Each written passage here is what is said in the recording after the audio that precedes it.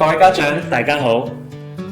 你哋有冇試過聽你哋嘅仔女話：唉，我數學唔得㗎啦，點學都唔識。唉，我做人有乜用啊？成日都俾人話，俾人叮走。我失敗得太多啦，我真係唔敢再去試啦。作為家長，你聽到仔女咁樣講，會唔會都覺得好心痛又好無奈呢？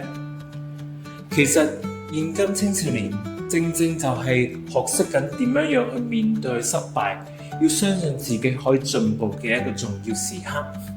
而呢一份嘅信念，我哋就係叫佢做成長型思維 （growth mindset）。第一步，我哋要理解咩係成長型思維。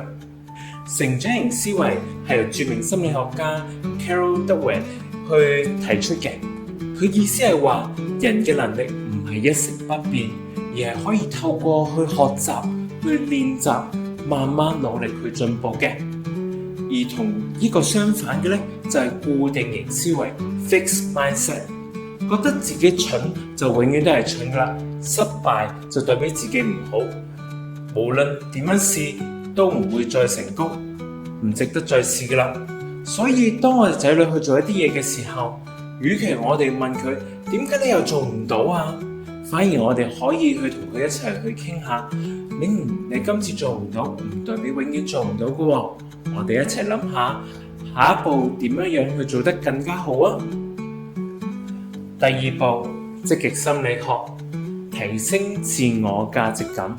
積極心理學研究發現，自我價值感越高嘅人，越能夠去保持積極情緒，亦都更加願意去接受挑戰。所以成長型思維唔單止係學習能力嘅問題，而係對自己價值嘅一個嘅信念。